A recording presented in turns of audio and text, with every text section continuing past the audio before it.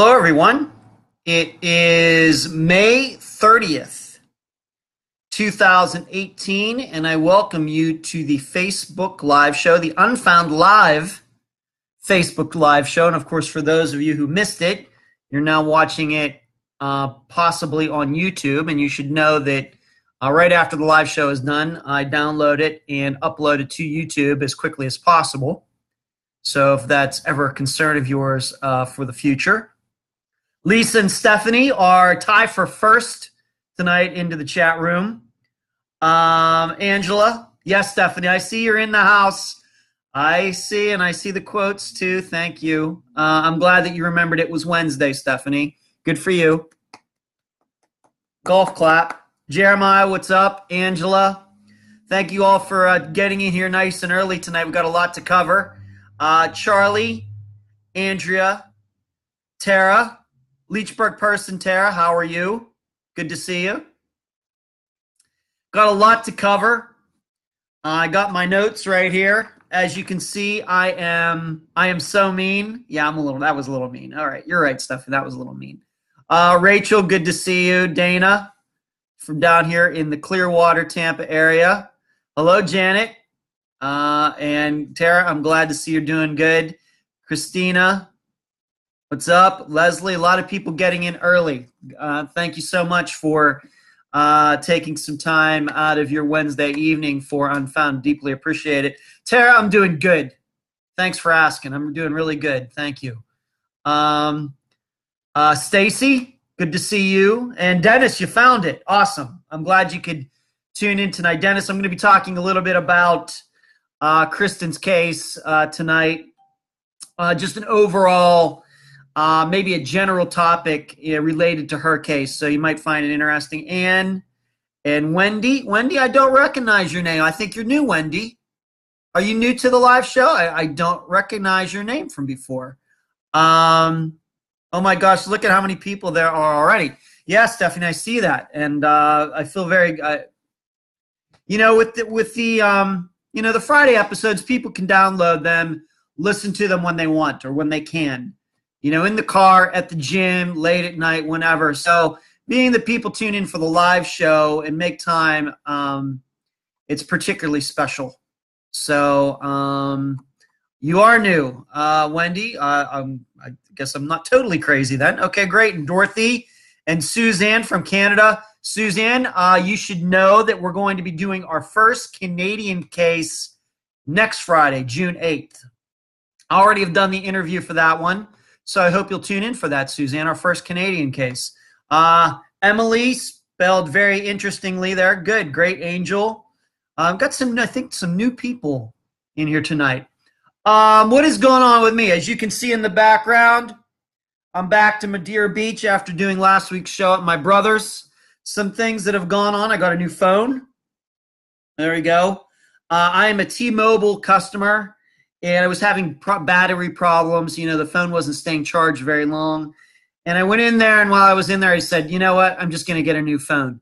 So this is the LG V30. I started out with the LG V10.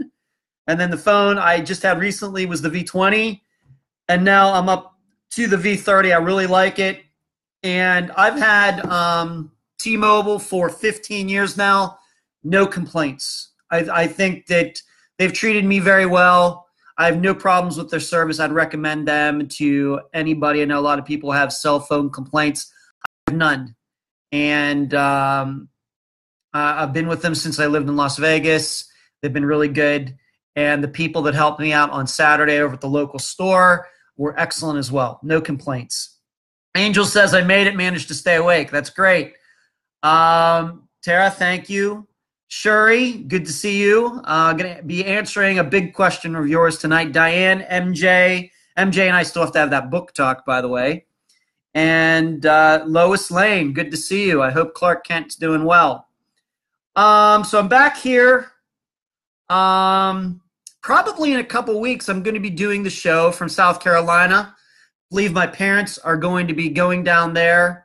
And I'm going to go up and see them in Hilton Head. So I'll probably be doing the show from there in a couple weeks. So I'm looking forward to that. But it's been very ugly here, rainy, windy. Haven't been able to play any disc golf, which has kept me inside. Yes, MJ, let's try to get it done tomorrow. Yeah, let's try to have that conversation tomorrow. That'd be good. Linda, good to see you tonight. Thanks for tuning in. Thanks. Got a lot to cover. I want to talk about the Kristen Modafferi case.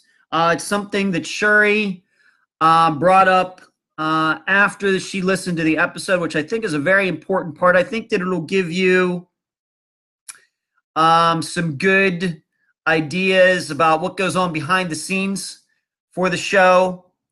And, maybe it'll tie up some loose ends with the Kristen Modafferi case, possibly. Yes, Jeremiah, I got to throw the buzzies. Have a little disc golf talk there. Yes, I don't throw discraft, Jeremiah. I don't do that. Emily, good to see you tonight. Let's do a question right off the bat here before I get into these topics and some of the business and everything. Paige asked me, why is it that, and I don't know if Paige is in here. If she's not, she can catch it on YouTube later. She asked, why is it that Unfound has done so many more adult cases than children cases? Of course, we've done Danielle Bell, who was a young girl. Mikhail Biggs, young girl. Debbie Lowe, young girl from way back in the early 1970s. And I think the youngest male we've done maybe is Dominic Holly Grisham. He was 16. I have to think about that. But I guess that, yes, we've done way more adults than children. And I think probably because there's way more adults than children have gone missing. Stephanie got the wave. Wave right back at you, Stephanie. But there's another issue regarding covering children. And once again, hopefully Paige will get to see this. The issue with children disappearing is much of the time, parents are the reason that the children have gone missing. And the way, of course, that Unfound does the show, it's hard to determine if the parents have had anything to do with it or not. In a large majority of the cases, either the children were a victim of some sort of domestic violence and got involved, got in the middle of it, or it's some protection thing where the parents have just outright stolen the children and shipped them off somewhere. A lot of different scenarios. And that makes those kinds of, if this wasn't an interview type of show, I guess that children disappearing would be easier to cover. But being that Unfound is an interview program, I know for myself and, of course, for Emily, who is in here, who does a lot of the pre-planning for episodes, kind of talking to people before I talk to them. It's hard for us to determine in children cases if the parents are telling the truth or not. Now, I will say this. In the cases where we've covered children disappearing, and I would say children, that would mean anybody under the age of 18. I'm pretty sure that none of their parents had anything to do with their disappearances. I think that's what the facts easily state, and I'm not worried about any of the cases that Unfound covers. Having said that, I want to make sure that that continues to be the case. I would never want to get into a situation where we covered the disappearance of a child, I have a parent on, and then somewhere down the road, we find out that that parent was the main suspect in the disappearance. Now, granted, the way I try to question guests before they come on the program, I might, be able to weed that stuff out, maybe try to, that'll maybe be determined before we ever get to that point. And if that were to ever happen, I am sure I would contact the police right away. If I was talking to a parent of a missing child and I thought that they had something to do with the disappearance, I would absolutely go right to the police. And I have never had any conversations like that yet, where I've talked to anybody who I thought had something to do with the disappearance that was eventually covered on Unfound. But children cases make it more difficult than you really can maybe imagine. I think maybe Paige asked me that, and I think that this question has come up before. that probably the general public doesn't realize that in most children who go missing, that the parents are involved. And so that right there makes them difficult to cover. Emily, hello, Ryan. Good to see you tonight. Hannah, good to see you. Diane. Emily, my assistant, is saying, I've reached out to a few parents of children under 18 when they went missing. Gotten very little response, but good news, I've gotten responses from Canadian cases recently. Yes, we are going to have some more Canadian cases on Unfound this summer. There's no doubt in my mind about that, starting next week. So that would be my answer. With adult cases, it's much easier to determine that you're not talking to somebody who caused the disappearance. With children, my perception is that it's a lot more difficult. So that's the general reason. I'm ready to talk to any parents of missing children anytime. That does not mean I don't want to. I do. I'll talk to anybody who we can find. But I have to tell you, when it comes to those types of cases, depending on the circumstances, I think my antenna is going to be up even higher, trying to determine if this person was responsible than any of the other cases that I've covered or any other kinds of cases that I would cover. Dan gives me the thumbs up. Thank you. Paige, that's wonderful. Oh, Paige, you see what I'm talking about? Oh, Paige, I didn't know you were in here. All right, great. So that's my answer for you, Paige. I hope that answers your question. It's not that it's not possible. It's just that it's just more difficult to cover them because of the circumstances. Jeremiah, residential schools in Canada. I don't know what that means. Tara, children are so innocent they can't try to defend themselves. That's true, Tara. That also makes it very difficult. Lisa said, I think there was a case on another podcast that had interviews from the girl's mother who turned out to be the one responsible. It was shocking. Lisa, that is news to me. Lisa, if you could maybe remember the case and maybe not the podcast. We don't want to do that, but the case, that would be very interesting to me. Andrea, I've gotten a little very behind on the episode since I've been busy with my dad's passing, but I'm ready to binge this week. And Andrea, you are forgiven. Paige, it answers your question. Great. Nicole, welcome. Angel says that happened on The Vanished. That's news to me. I had no idea that they interviewed somebody who ended up having to do with the disappearance. That is absolutely news to me. I've not heard that. I hope that that's not just some rumor. Julian, welcome. Let's get some business out of the way before we continue. I always like to show off the books. I know one, I forget her name, unfortunately, but she bought all 3 books at the same time.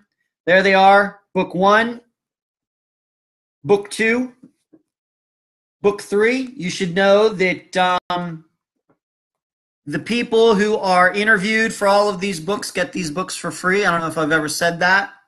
So please look for them on Amazon in both print form and ebook form. If you'd like one of these books signed by me, contact me personally, and we can make that happen.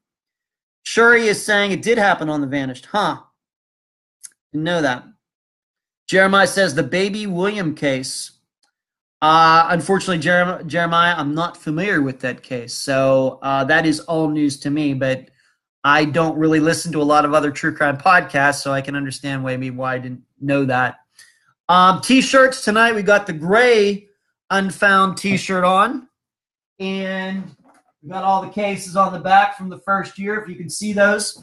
I saw that, and Andrea, speaking of which, Andrea, you and I have to talk about the books off the air. In fact, I should be sending you some books. Speaking of which, you and I need to talk about that maybe after the show or tomorrow or something. So I'm wearing the shirt. And I know that some of the guests of Unfound have been going to some missing persons days and been wearing the shirt. I know that Joanne Franks wore hers to the one in Ohio. I saw the picture of that, which I thought was fantastic. I'm glad I could help out in a small way for her on that day. Of course, we got the playing cards. Need to work a little harder on the playing cards. Not been selling a lot of them. There we got Helen Diamond. Got some new plans. There we go. We got Lola Catherine Fry, who's in the most recent book.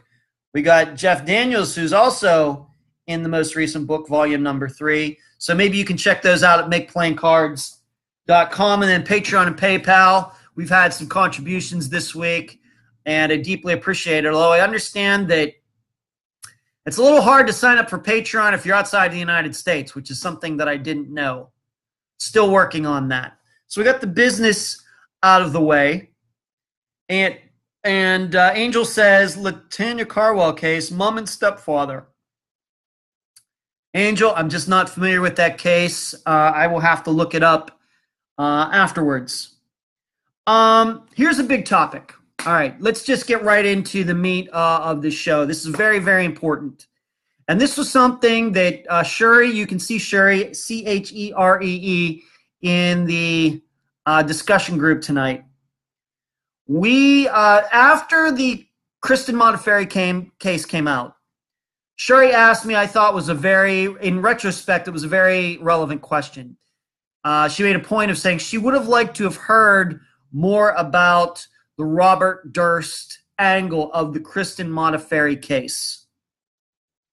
And she and I got in a good discussion about that, and I told her I would talk about it tonight. And I think it's something probably that I should have talked about a while ago regarding how Unfound comes together. First, specifically on the Kristen Modafferi case, and why we only, Dennis and I, who is in the group, virtually just mentioned his name and then moved on to some other things. Really, here, I know about it. Dennis, of course, knows about it. He's the expert on the case. We both know about the Robert Durst angle to this. And what I know from talking to Dennis is that he doesn't take that angle very seriously. You heard him interviewed. He has the John Enuma. He really likes John Enuma and her disappearance, but he's open to other things. You heard that in the interview. For me, from my angle to it, before I did the interview with Dennis, and as I was putting the episode together, my part of it, I looked into the Robert Durst angle as well. And I basically got two things out of it. The reason he is connected to Kristen Modafferi's case is for two reasons. One, he lived in San Francisco at the time. Two, when he would cross-dress, he would dress up as a blonde. And of course, if you listen to the episode, you know that Kristen that day in the mall was seen after work with a woman, presumably a woman, who was blonde. That is the only two things that people have brought up when it comes to Robert Durst and Kristen Modafferi. Now, I got to tell you, you don't need to be a missing persons expert to think, well, that's pretty thin. That he lived in San Francisco, a town, of a huge, and then, of course, as Sherry's saying, well, he's a known murderer. And that's true. Let me get to that, though. That's pretty thin, and, I'm sure that if we could go back to 1997 in San Francisco, there were a lot of murderers who were walking around free in San Francisco, as there are probably today in every major city across the United States, being that it's a little bit of a violent country. We have a lot of violent people walking around our cities. That doesn't mean that they are responsible for every murder that takes place or disappearance that takes place in that city. There is no information about Robert Durst ever shopping at that mall, ever going to the coffee shop, ever going to the beach. Kristen and all of the information that was dug up on her, that any information that those two would have crossed paths, on and on and on. And what I would say that if somebody who is a murderer lives in a city and wears blonde wigs is good enough to be included in suspects for any missing persons case, then I can tell you, Unfound is suddenly going to get a lot longer. If you think the episodes are already long now, just wait. The facts seem to be so general regarding him being related to Kristen's case that it's just so general that it doesn't rise to my or Dennis's level of being very serious. Okay? Is it possible? Yeah.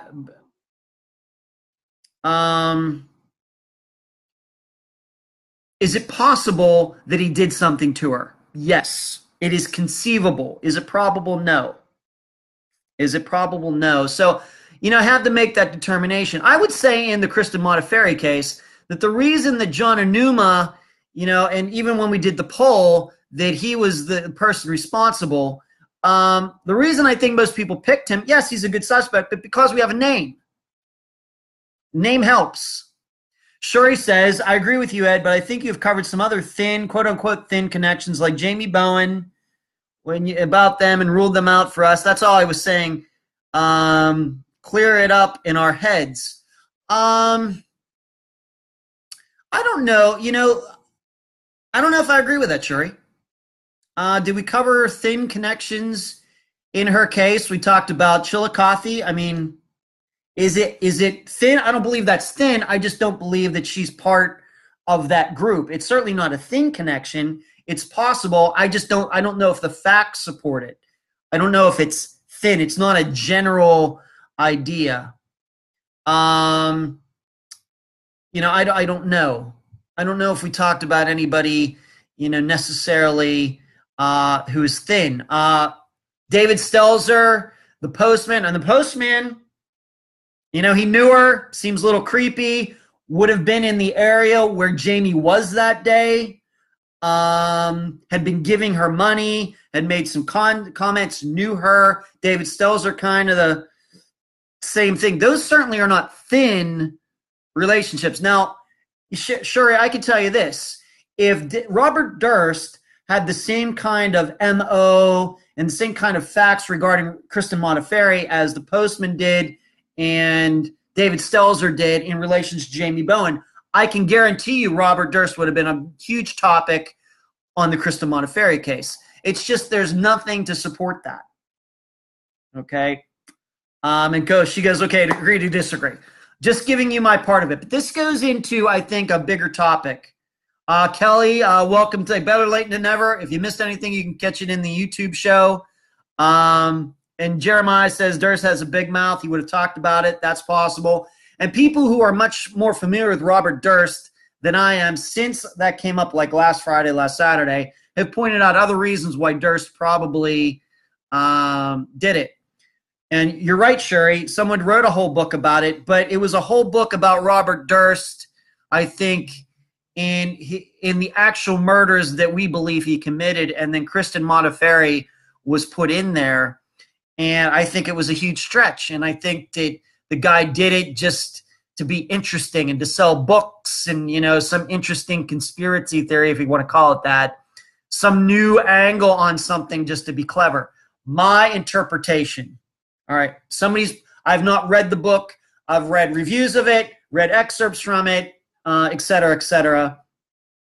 Just my interpretation. Okay. But this takes us, where I want to go with this is answering the question, well, then how is it, Ed, how do you determine what theories and things that you are going to cover on Unfound and the ones that maybe you just kind of pass by? And the best thing I can say is it's on a case-by-case basis, forgive the pun. I hear a lot. You have to know something, and I'm never going to ever tell you which cases or anything like that. I hear a lot of crazy stories when I talk to my guests in confidence. All right, welcome, Dan. Good to see you tonight. Carrie, you as well. I hear a lot of crazy stories. Crazy. You don't know how many times a guest has told me off the air confidentially that they've heard that their loved one got eaten by hogs. You don't know how many times I've heard that their loved one got cut up in a wood chipper. Barbara, welcome tonight. Good to see you. I've heard those stories quite a bit.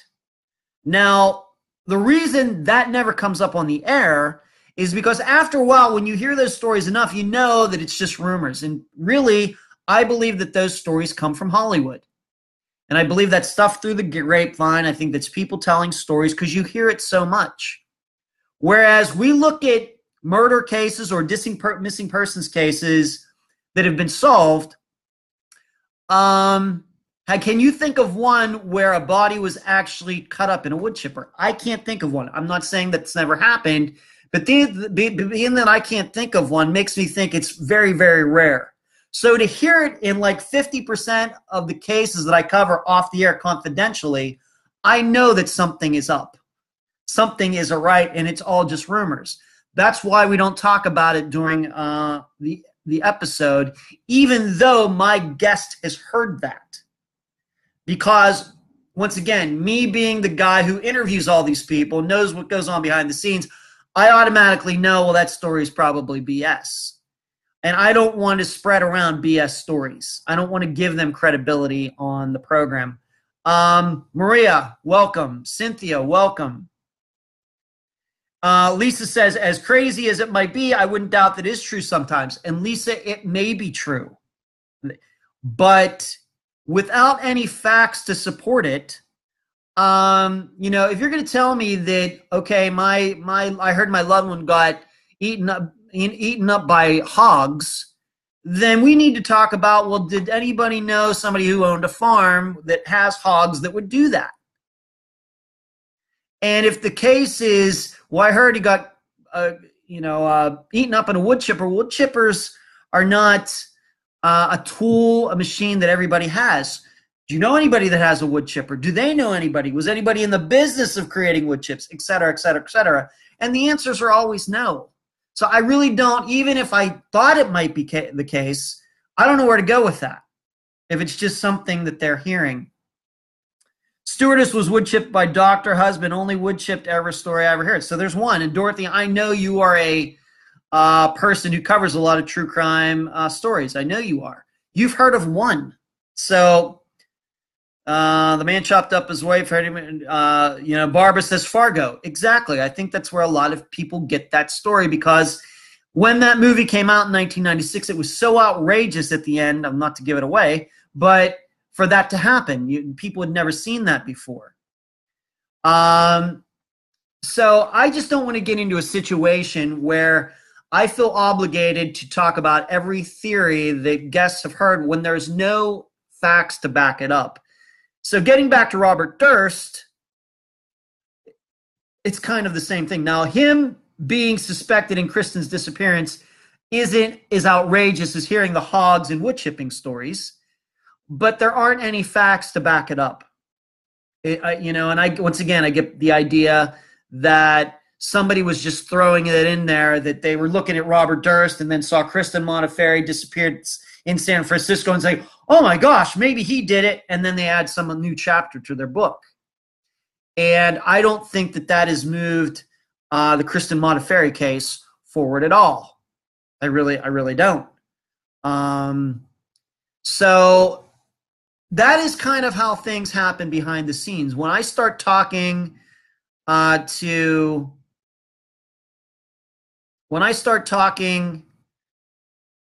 the guests and that comes up, those are the kind of conversations that we have. I think, Dee Dee says, my dad had a wood chipper. He never killed anyone, though, as far as you know. As far as you know, Dee Dee. There just has to be a line. I'm not even going to say I know exactly where the line is with every case that we've covered. But I do talk over these things with the guests, and the guests are ultimately the ones who are in charge of the information. They approve everything that we talk about in an episode, with a little coaxing from me, frankly, and we just kind of reason things out. And I tried to coach them along as to what I've done in other cases, as far as questioning and things like that. And I make, and everybody knows that the way I interview people on Unfound is we have an outline. The people know, the guests know what we're going to talk about before we do it. There are no gotcha questions or anything like that. And as Jeremiah just pointed out, I don't ever want Unfound to be some sort of sensationalist program. And my feeling, every host has an idea of what they're going to do when they come to the microphone every week. And we all have our own little genres or niches or paths or lanes or whatever else.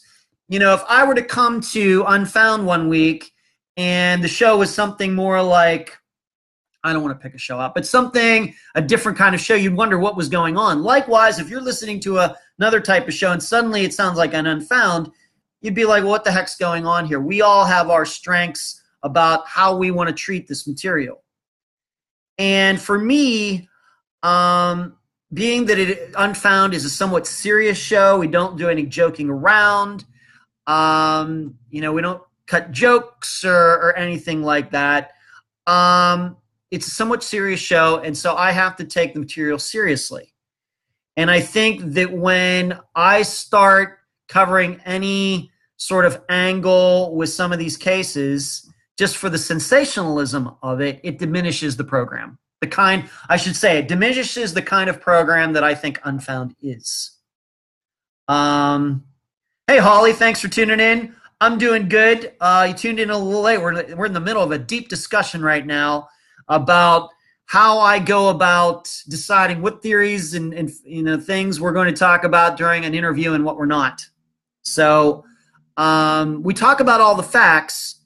And so when it comes to theories, even though we don't do much theorizing, at least on the actual program, I do a lot. And I do more of the theorizing over on the Patreon blog. But I don't do it for the show. There's just a fine line. And I don't like the idea that I would sensationalize things just to get listeners. Look at Ed. He's going to talk about a mafia connection. We had a case where it could be a mafia connection, Nicholas Masucci. But if I were to start talking about those things in relations to half the cases, or I started talking about wood chippers for half the cases, I started talking about hogs for half the cases, as much as I hear that stuff, I think the quality of the program would go down, and I think it would lose some of its credibility, especially since I don't believe those things are true. I don't ever want to market anything to you that I think is untrue. I will not perpetrate lies on my listeners for more listeners or sensationalism or anything else. I'm not going to do it. I'm not going to do it. Thank you for the compliment, Lisa. Thank you, Angel. Emily says, I'm glad you actually check out what people tell you. I do as much as I can.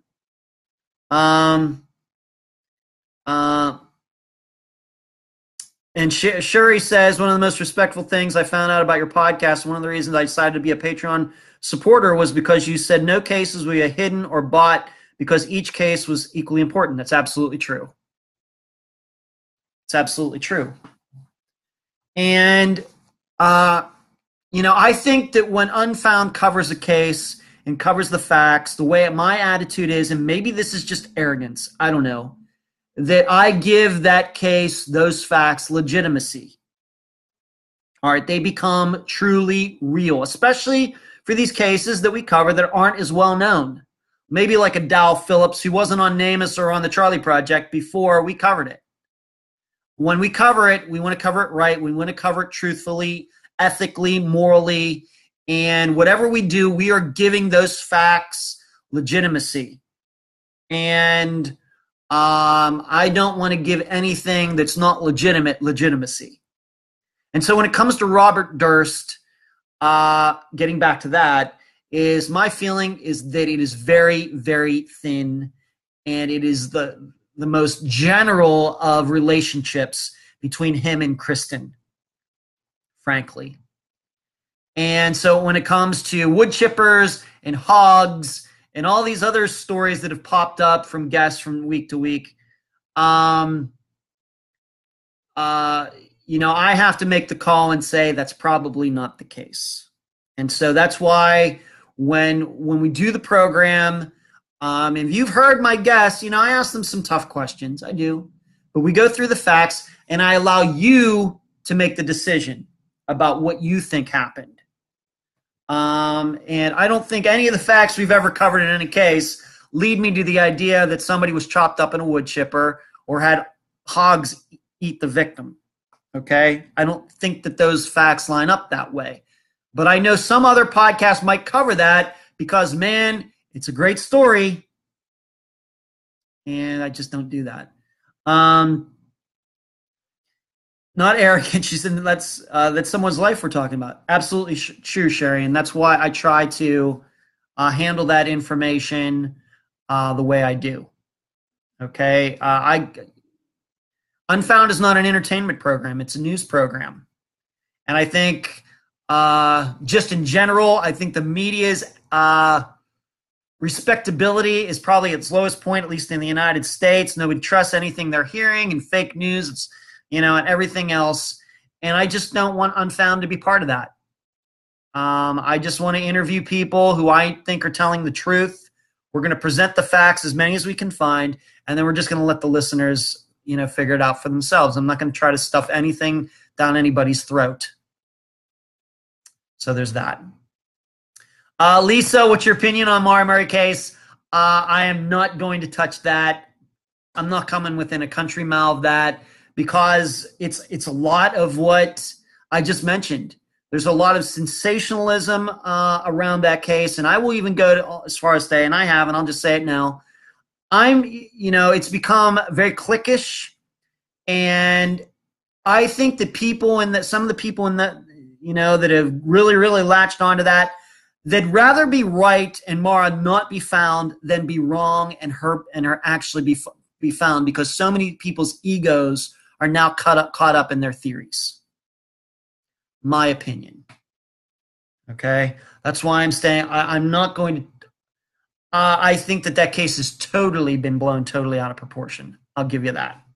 Let's move on to something else. Scams. Speaking of which, I've been talking to a mother of a girl who disappeared a few years ago. And she told me about how she had been corresponding with somebody that she said knows where her daughter is. And this is going to be, I don't know when we're going to be able to cover this case on Unfound, an actual episode. I'm going to say within maybe the next month to 6 weeks. But I had to, just outright tell him, this is what I mean. I am always honest with my guests, whether on the interview or the stuff you don't hear. She was very hopeful that this person was telling her the truth. I had to tell her, it's not true. This is a scam. And she had been dealing with this person for about a month. The person said, your daughter's being auctioned on the dark web. If you give me money, I can get her back to you, et cetera, et cetera, et cetera. Now, some of you may be saying,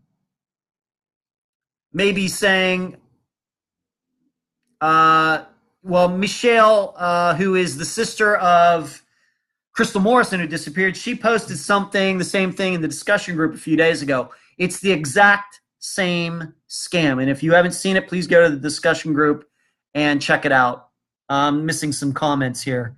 I'm not Steelhead's Thunder. I had Eureka moment in Mara Murray. I feel we're not getting into that, Jeremiah. Cynthia, have you ever had occasion to contact authorities based on a tip you have been given that you thought they may not know about? If so, were you taken seriously? I can't even talk about scammers, hackers today. Ugh. Cynthia, I may get to that before the end of the program. This scamming thing is very important. There are a lot of scammers out there, and I had to tell this mother that I'm pretty sure that this is a lie. I'm pretty sure that if you give the money to this person by whatever means, you're never going to see your daughter, and the money's going to disappear. Moreover, if you go and meet these people, something may happen to you. I had to tell her that. And this is a disappearance that happened in California. Well, Michelle, her sister, Crystal Morrison, disappeared in North Carolina. Same scam on totally different sides of the United States. Now, the interesting thing is that the same address was involved in both, and you can look it up. It's 298 Herlong Street, San Jose, California. That's Herlong Street, San Jose, California. And once again, the box number is 298. You can look it up right now. In both cases, that address was given. I actually found who owned that house at one time, gave the information to the woman, to the mother I was talking to, and I don't know what she's done with it yet. But, and this is the first time that I actually emailed all my guests at the same time and told them to be looking out for this scam. Now, some of them, of course, maybe the scam is not relevant, especially older cases. But I just let them know that there are scammers out there who are going to try to take their money. And these people are dangerous, and you should just totally ignore them. Because I can tell you in this case, I think that this mother had very high hopes. And then I had to come along and tell her, you know what? It's not true. And, you know, I don't like doing that, but I have to do that. You know, she was, you know, she kept giving me the what ifs. What if it is the case? What? I said, you can't, it's just not true. All right. It's just not true. And so now that she knows somebody else has been getting the same type of thing, and then there's another person, I think, that made an opinion on the discussion group that had something happen to them as well. Not a case that Unfound covered. You know that this is something that is going around right now, and it's horrible. And somebody I think asked me earlier today, well, how do you know if a scam's true or not? Here's how I know if it sounds too good to be true, whether it has to do with missing persons or Nigerian prince emails or whatever else. If it sounds too good to be true, it is. And these people, especially family members, they are going to really have to harden their heart to reject these emails and people who contact them and block them and everything else, as much as their heart, their emotions are going to say, well, this may be the answer. Okay? And it's tough. I just cannot imagine what these people go through when they get some email like that and they get these really, really high hopes. And then a guy like me who knows missing persons cases comes along and says, it's just not true. It's just not. And in fact, if you go to meet this person, you're going to lose your money and you're not going to get your daughter or son back. And, you know, and it's easy for us from the outside to say to block those emails. It's very difficult. This is the reason I think that so many families get caught up in psychics and everything else that lead nowhere, because they feel, well, maybe this is just that one chance. And I feel for them. Well, a psychic maybe is not dangerous. These people who do these scams, they're dangerous. They are. They're probably already criminals to start. They're probably already felons, have been in jail already. This is just continuing what they've been doing all their lives. Sarah says, most of us can realize common sense when it comes to scams, but when it's your loved one, you always can't do that. Grabbing at straws. Totally true, Sarah. Sherry, why don't some family members want to do interviews? Do you think it's about the scammers? No, I don't think it's about the scammers, Sherry. I think it's because a lot of people have had bad experience with media. In fact, you're going to hear about that a little bit when we get to talk about this week's case with Zoe Campos, who did the Disappeared episode. You know, a lot was cut out of that episode. On top of that, she didn't like how the police portrayed her daughter, Zoe, when they finally came out. This turns people off. You know, once again, getting back to what we said about sensationalism, a lot of people who cover these cases they look for the sensational side. They look for that side that's going to make a great headline. And most of these cases don't have that. They are missing persons cases where the facts are real, they're important, but they're also maybe a little bit mundane. And sometimes that's not what media wants. And so I think that's what they find out. And then, you know, somebody like me comes along who I don't think I sensationalize anything. And they get turned, they just, well, we've done with media before. We don't want to talk to you. And that happens. Emily will tell you. She does a lot of these first contact actions for the program. She runs into that a lot. Could it have to do with scammers? Maybe a little bit, but I don't think there are any scammers out there posing as the media. I think it's media posing as the media, and then not handling the case the right way, cutting details out for time or for space or whatever else. And I think a lot of times they get things wrong. You don't know how many stories that I've read before I've interviewed somebody, that the stories in legitimate news sites aren't true. Just aren't true. They just totally missed everything. That also serves to turn people off when people can't get the facts right. So Angel says a lot of people are unhappy with how Disappeared cover their cases. Hey, as all of you know, I have my own complaints about Disappeared. Sarah, I'm not going to be able to get off topic at this point, unfortunately. Jeremiah says, yeah, it's how much sensation we can fit in an hour show, 40 minutes worth of ads. Yeah, that too, Jeremiah. Emily, yes, I made sure I told Melinda, her daughter, we'd be shown as a person, someone's daughter, sister, friend, etc. And that's what we've done. And I think that's what we did for Friday's case. So I just wanted to tell you about this scam that's going around. You know, these guys, they are predators. They know how to convince people that things are true that aren't. They are no different than lions out on the savannah hunting down wildebeest. It's the same thing.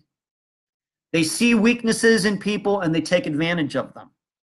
No different than sex traffickers who see young women and know how to push their buttons to the point, like with Jessie Foster. She goes from this beautiful country girl in Canada to work in the streets of Las Vegas within a couple months. These men are predators.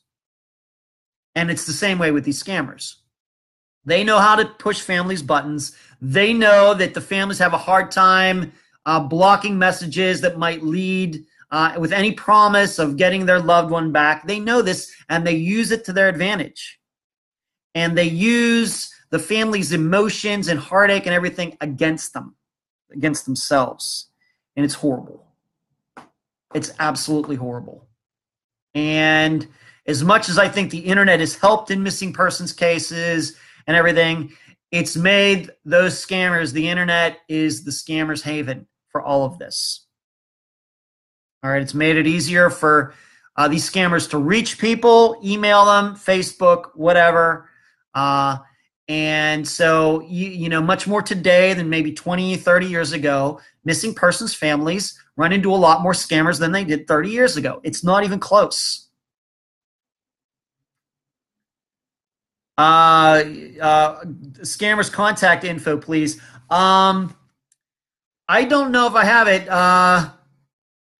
Michelle, who is the sister of Michelle Carey, who posted about the scammer that she ran into, posted a lot of information in the group, Jeremiah, if you wanted to look that up. But I urge all of you to look up that 298 Hurlong Street location in San Jose, just some house on the street. But that's where they were trying to get the money to be sent to, or they were even convincing the mother I was talking to go there. It's crazy. So there you go. But I wanted to talk about scammers a little bit tonight. Hello, Pamela. I hope you're doing well tonight. We're just getting through talking about scammers and how they try to take advantage of family members. Jeremiah did ask me a question that I promised I would answer tonight. And I'm only going to talk about this because some of you have asked me this before. Do I worry about my own personal safety covering these cases, being that we do talk about a lot of people who are bad, a lot of people who are felons, suspects, etc.? Do I worry about that? I can tell you that I don't worry about it. I think that's easy for me to do, being that maybe I don't have any children or anything like that. But being the people have asked me that, the other issue is that I am a gun owner, and I take my gun with me anyway. And this is, I'm not an NRA member or anything like that. I'm not even much of a gun guy. But hello, Allie. I haven't seen you tune in before. Allie, it's great to see you, Allie, from when he was on last year with the disappearance of his sister, Charlotte Paulus. Allie, I hope you're doing well tonight. Thanks for tuning in. I haven't seen you in the group before. But Jeremiah asked me, what kind of gun do I carry? And I carry this gun right now. I'm not going to take it out of its holster. But this is my gun right here. Right here. It's a Glock 19. I carry with it everywhere I go. I have a concealed carry license here in Florida that I had to go to this class and fill out all the paperwork and got the background check and everything else. And I carry that with me everywhere. I take it when I go to Publix. I take it when I go, frankly, disc golfing.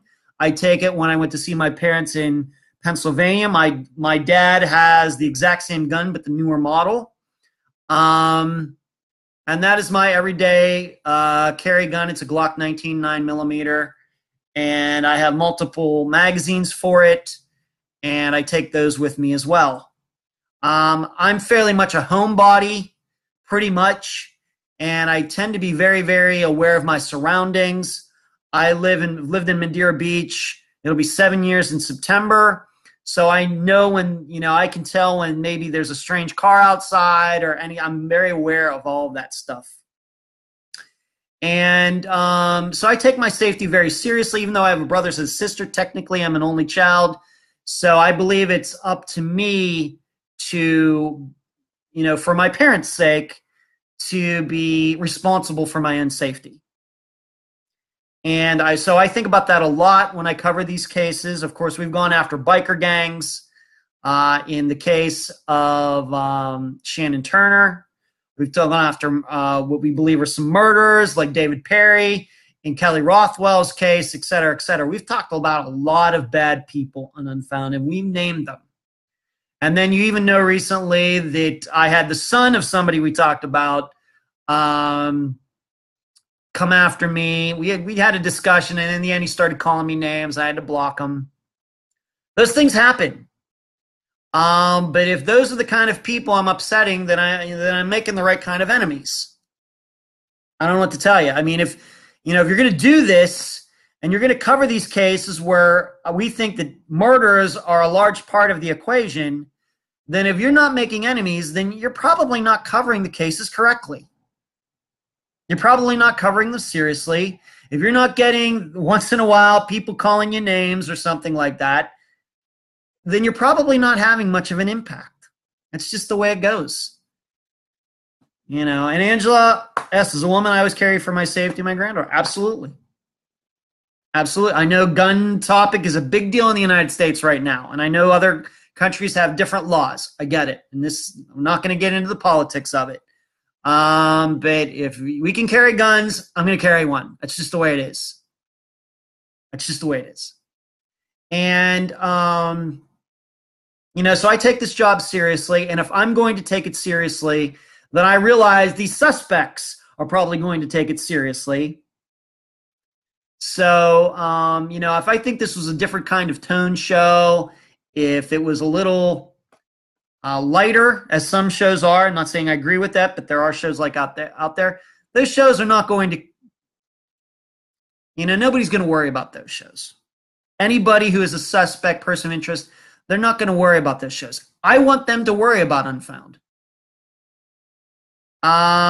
It doesn't have a P.O. Box, Barbara. It's 298 Hurlong Street. If you type that in, San Jose, it's not a P.O. Box. It's 298 Hurlong Street, San Jose, California, for the scam address. But, I want Unfound to be taken seriously. So if I'm not ruffling some feathers, then I'm not doing my job. It's just the way it is. So there you go. Amy, I'm glad you're not scared, Ed. You're doing such important work. I don't know. I just, I guess I take cues from Woodward and Bernstein with Watergate and a lot of other reporters who have gone after very important stories over the decades, not just in the United States, but elsewhere. That's what I'm trying to do. I'm not saying I'm at their level or anything, but that's my vision for the program. And if you're going after bad people, you should be upsetting them. You should be. If you're not, I don't know what to tell you. But yeah, that's my gun. Glock 19 generation, Gen 3 Glock 19. It's the mid-size 9mm. We'll see. Yeah, Ali says 24/7, 365. Never keep your back towards the door. Always watch your own back, buddy. What you're doing is a blessing to all of us who have suffered the loss of a loved one, including us who are in the law enforcement profession. Corruption, very deed I know firsthand. Ali, amen. Lisa, I do take suggestions on cases, and you can email me personally, or you can contact Emily as well regarding any suggestions. And Vicki Wilkerson, good to see you tonight. Getting in toward the end. Let's get to one more question because I want to cover this for Janet. What do you do when you don't trust the police? That's a hard one to answer, Janet. You know, if you have a disappearance, and the funny thing, it's funny that you're asking that, Janet, because within the next month, Unfound is going to be covering a case where the police might have had something to do with it. I don't know how we're going to actually cover that in the interview because we haven't done that yet. But we are going to cover a case where there is a belief out there that the police might have had something to do with the disappearance. I don't know how seriously overall to take not trusting the police. I know there are corrupt cops out there. I know there are cops out there that have gotten away with murder who are still on the job out there. I don't know. Here's what I do know. Do not automatically, families should not automatically distrust the police just because they're incompetent. All right. I think that a lot of reasons families start thinking that the police might be involved or there's a cover-up because they see the incompetency. But the thing is, as we're learning, incompetency is part of the formula, part of the fabric of covering missing persons cases in the United States. So there's that. I think a lot of families go to the corruption angle because they can't believe that the police are so inept when it comes to missing persons cases, when really I tend to believe that they're just inept. And they have not improved their statistics regarding that in relation to murders and other things which have gone down over the years. Sherry, I think that's what happened in the Lawson case. We'll have to agree or disagree on that one. Angel, Terrence Williams, and Felipe Santos. Absolutely, Angel. Absolutely. Down here just south of me where that happened. Absolutely true, Angel. Even when the police are honest, they don't have the ability to find missing persons, especially when they don't find them right away. I think that's why people like Ed, the good reporters, investigators, are so important. Thank you, Barbara. But I'm telling you, if a family actually sees corruption, that's one thing.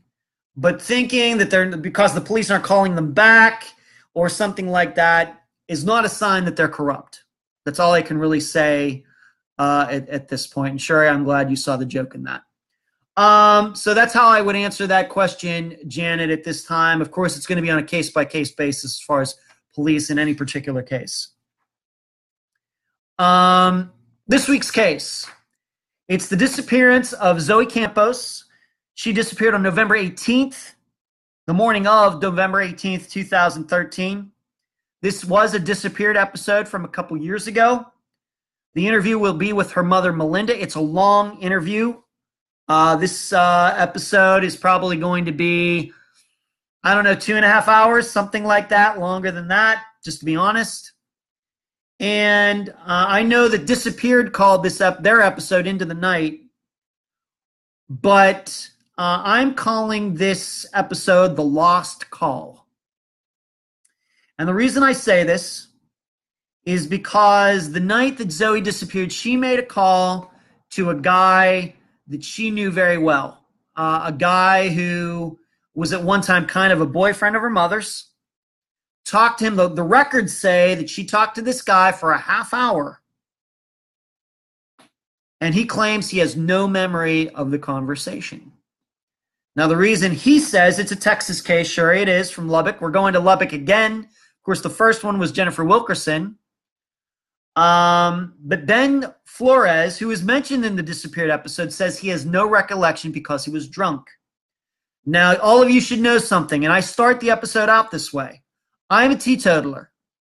I haven't had any alcohol for over 10 years. I've never been a big drinker. I've never been drunk. I've never even had a buzz in my entire life. I'm 47 years old. And yes, this is my real hair, and it is my real hair color. So I got some good hair genes. But I'm 47 years old. I'll be 48 August 1st. But I've never been drunk, never had a buzz, never got into drinking. It's not a religious thing, just never got into it.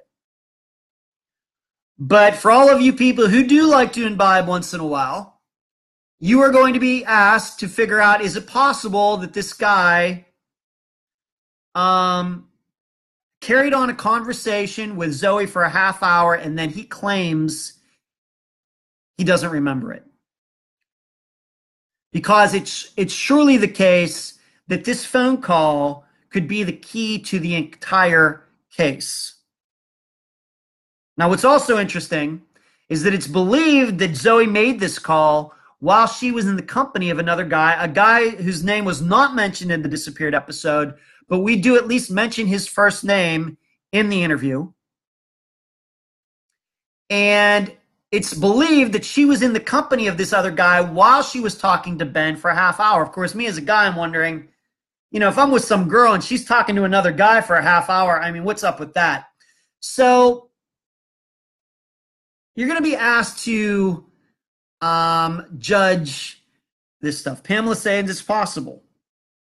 It probably is, but I need to ask all of you because, once again, I'm not the drinker. And as you should know, I never done any drugs, never smoked marijuana, ecstasy, nothing. I'm such a goody two-shoes when it comes to that kind of stuff. I will say that I've been mischievous in other ways. We're not going to talk about that. I just can't judge it that well because I don't have that kind of experience in my life. So I'm sure maybe some of you do like to drink a little wine, have a couple beers, get a little rowdy. Perfectly fine by me. But you'll be the ones to judge. Does Ben Flores's story hold any water?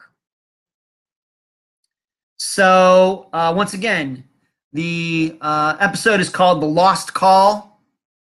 And of course, that is maybe a little pun on the last call. Of course, that has to do with being in a bar and drinking. And I call it The Lost Call because this call has been lost. Allegedly.